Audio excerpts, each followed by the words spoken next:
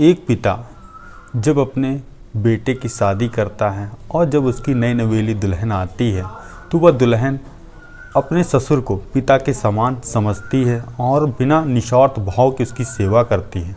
मगर इस कहानी में कुछ ऐसा हुआ जो बहू अपने ससुर की ऐसी सेवा की जो बेटा देख रहा था, क्योंकि वह बहू अपने ससुर के बाहों में थी, यह उसका बेटा देख रहा था। और तभी उसको पता चलता है कि उसकी पत्नी में 2 महीने का बच्चा पल रहा वह उसके ही पिता का है। अब जैसे ही यह बात उसके बेटे को पता चलती है तो वह फिर इंटरनेट में या कहीं यूट्यूब पे एक ऐसी चीज़ खोजता है कि जिसमें लिखा ये था कि अपने पत्नी के प्रेमी को रास्ते से कैसे हटाएं। और फिर उसने कुछ ऐसा किया जो वाकई में हैरान और परेशान कर देने वाला था। जब पुलिस ने इस पूरे घटनाक्रम का खुलासा किया तो एक सच निकलकर ऐसा सामने आया जो वाकई में इंसानियत को शर्मसार करने वाला था। नमस्कार, मेरा नाम रवि है। मैं आशा उम्मीद करता हूँ आप लोग बहुत अच्छे होंगे और जहाँ कहीं भी होंगे सुरक्षित होंगे। अगर आप लोग हमारे चैनल पर नए हों, सब्सक्राइब, बेल आइकन जरूर दबाएं, जैसा कि समाज में घट रही घटनाएं आप तक पहुँचती रहें। यह सच्ची घटना चालू होती है उत्तर प्रदेश का एक ज़िला है कौशाम्बी, और कौशाम्बी के पास एक गांव है जिसका नाम है देवरी गांव। और तारीख 14 मार्च 2024 और सुबह के करीब 7 बजे जो कि गांव वाले अब निकलते हैं अपने खेत देखने के लिए, जो कि उनकी फसल गेहूं की तैयार थी और वह उस समय पानी खेतों में लगाए हुए थे। तो देखते हैं कि उनकी फसल अब कितनी पकी है और क्या हो रहा है। तभी गांव वाले 2 से 3 युवक जा रहे थे मेड़ और देखते हैं कि एक व्यक्ति की लाश जो कि खेत में पड़ी है। और जैसे ही वह देखते हैं वह हैरान और परेशान हो जाते हैं, क्योंकि उस लाश का चेहरा पहचान पाना बहुत ही मुश्किल था और जो उसके कपड़े थे बिल्कुल खेत में भीगे हुए थे। अब जैसे ही गांव वालों को यह जानकारी पता चलती है, उसके साथ साथ यह पूरे गांव में बात फैल जाती है कि एक व्यक्ति का कत्ल इतनी बेरहमी से कर दिया गया है जिसको पहचान पाना मुश्किल हो रहा है। तभी वहां पुलिस थाने में फ़ोन किया जाता है। पुलिस वाले भी तुरंत मौका वारदात पर उस जगह पहुंचते हैं और उस बॉडी को उठाकर पोस्टमार्टम के लिए भेजा जाता है। अब पुलिस वाले आसपास के गांव पता करवाते हैं कि आखिर ऐसा कोई व्यक्ति है जो घर से गायब हो, जो ना मिल रहा हो। तभी पता चलता है एक व्यक्ति गायब है जिसका नाम है राम सूरत यादव, जो कि देवरी गांव का ही रहने वाला है। अब जैसे ही उसके घर वालों को सूचना दी जाती है कि उसके ही परिवार का एक व्यक्ति जो कि मृत अवस्था में मिला है और जिसका कत्ल हुआ है, वैसे ही उस परिवार के जो राम सूरत यादव जो मृतक था उसके 2 बेटे थे, बड़ा बेटा धर्मेंद्र यादव और एक छोटा बेटा, और उसके वहाँ एक बहू और उसकी पत्नी। अब जैसे ही इन लोगों को यह जानकारी मिलती है वह पोस्टमार्टम हाउस पहुँचते हैं और देखते हैं अपने पिता या अपने पति को इस हालत में कि आखिर इतनी निर्दयी तरह से कत्ल किसने किया और क्यों किया। अब पुलिस वाले, वो परिवार वाले रो रहे थे। पुलिस वाले आश्वासन देते हैं कि आप लोग घबराइए मत, जिस किसी ने भी इस घटना को अंजाम दिया है वह जल्द ही सलाखों के पीछे होगा। अब पोस्टमार्टम रिपोर्ट आती है तो उसमें पता लगता है बहुत ही बेरहमी से इस व्यक्ति का कत्ल किया गया किसी धारदार हथियार से। अब जब घर वाले डेड बॉडी जो पुलिस वाले देते हैं तो वह अंतिम संस्कार करते हैं। उसके बाद अब पुलिस वाले खोजबीन के लिए तैयार थे कि आखिर इस व्यक्ति का कत्ल कौन करेगा और क्यों करेगा। अब पहले तो पुलिस वाले आसपास के जो गांव के मोहल्ले वाले थे उनसे पूछताछ करते हैं कि राम सूरत यादव का नेचर कैसा था। तो उसने कहा कि ये काफ़ी पैसे वाले थे, इनको ज़मीन मिली थी और इनका किसी से कोई वाद विवाद नहीं था।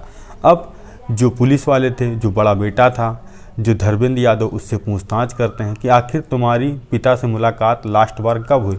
तो उसने कहा 13 मार्च 2024 रात के करीब 7 बजे मैं और मेरा भाई और पिता हम तीनों लोग खेत में गए थे पानी लगाने के लिए। तभी पिता ने मुझसे कहा कि रात ज़्यादा हो गई है, तुम घर लौट जाओ और मैं सुबह आ जाऊंगा जो कि पानी लगाया हूं, और ऐसा ना हो कि मेड़ कोई कट जाए, कोई दूसरे खेत में पानी चला जाए, जिसके लिए मैं यहाँ हूँ और मेरे पास टार्च है। अब पिता ने यह बात कही तो मैं और मेरा भाई चला आया घर, और घर से तुरंत पता चला कि सुबह किसी ने कत्ल कर दिया। तो पुलिस वालों ने कहा कि ये बताओ तुमको किसी पे शक है कि कोई, या तुम्हारी रंजिश है या पिता की कोई रंजिश है कि तुम्हारे पिता का कत्ल कौन कर सकता है। तो वह बेटे ने कहा मेरे पिता का कत्ल सिर्फ एक व्यक्ति कर सकता है जिसको हमारी ज़मीन से दिक्कत थी और जो ज़्यादातर विरोध करता था। तो पुलिस वालों ने कहा वह व्यक्ति कौन है? तो उसने कहा वह मेरे मामा का लड़का है। तो पुलिस वालों ने कहा वह कत्ल क्यों करेगा अपने फूफा का?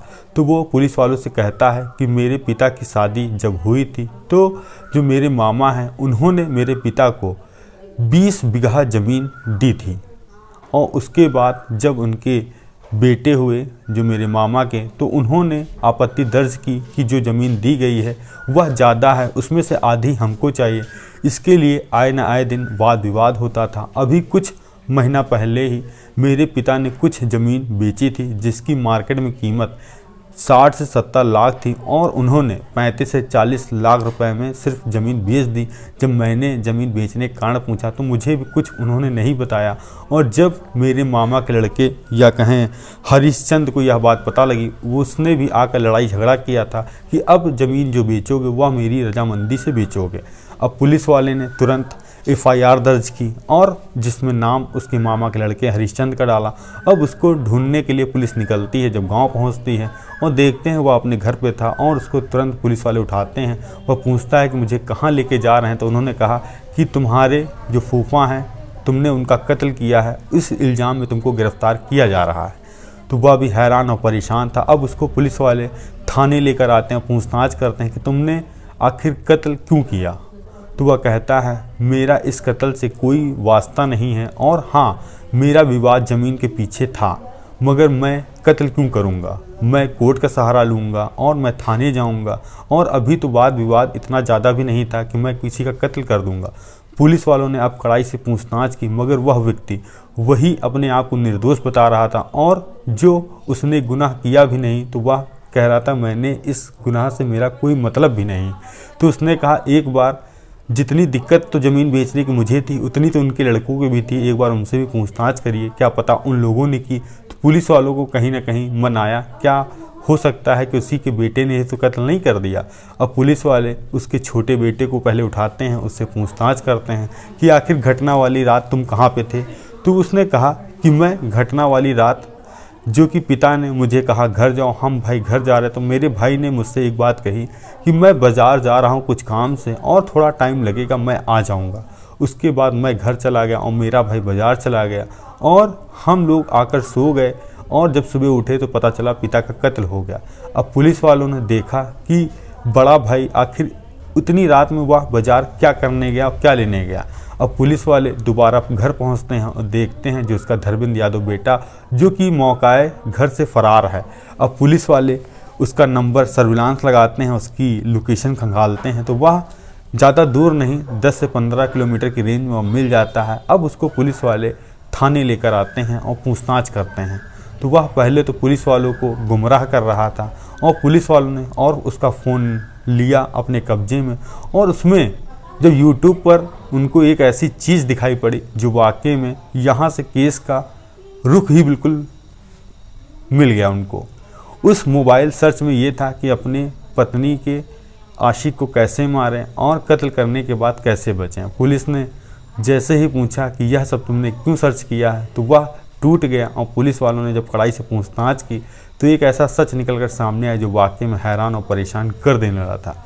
तभी उसने बताया कि मेरे पिता को ननिहाल में 20 बीघा ज़मीन मिली थी, जिसके बाद मेरे पिता मानो कोई भी ज़रूरत होती थी वह ज़मीन बेचकर अपना खर्चा चलाते थे, जो कि पार्टी करना और ऐसी कोई चीज़ नहीं थी जो वह खरीदते ना हों।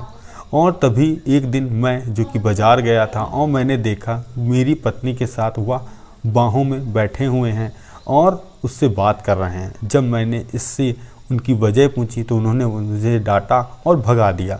और एक दिन मैंने देखा कि मेरी पत्नी और मेरे पिता एक ही कमरे से दोनों बाहर निकल रहे हैं, और दोनों में इतना ज़्यादा प्रेम प्रसंग चल रहा था कि मानो मैं आपसे बयां भी नहीं कर सकता। इतना ही नहीं, नाश्ता करना हो, खाना हो तो दोनों एक ही साथ बैठकर खाते थे। और उसके बाद मुझे पता चला कि मेरी पत्नी की उल्टी हो रही हैं, और जब मैंने चेक किया तो पता चला वह 2 महीने की प्रेग्नेंट है। और जब मैंने इस बच्चे के बारे में उससे पूछा तो उसने मुझे कुछ नहीं बताया। तो मुझे लगा कि यह पेट में पल रहा बच्चा ही मेरे पिता का है।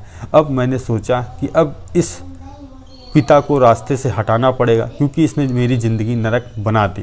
तभी मेरे मन में एक ख्याल ये आया कि एक दिन जब खेत में पानी लगाया जाएगा तभी मैं घटना को पूरा अंजाम दूंगा और पूरा जो इल्ज़ाम है अपने मामा के लड़के पे मढ़ दूंगा, क्योंकि ज़मीन का विवाद भी उससे चल रहा था कि पुलिस मुझ पे कोई शक भी नहीं करेगी। मगर पुलिस ने एक गलती से उसका मोबाइल लिया और उसमें कीवर्ड ऐसे देखे जिसमें लग रहा था कि कातिल वही है।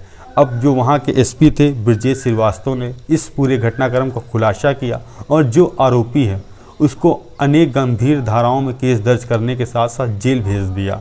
यह कहानी सुनाने का उद्देश्य हमारा किसी को परेशान करना नहीं है, बल्कि आप लोगों को जागरूक करना है कि ऐसे अवैध संबंधों से बचें और एक कत्ल होने से रोकें। सावधान हैं, सतर्क हैं। मिलते हैं नई कहानी में नई शुरुआत के साथ। जय हिंद, जय भारत।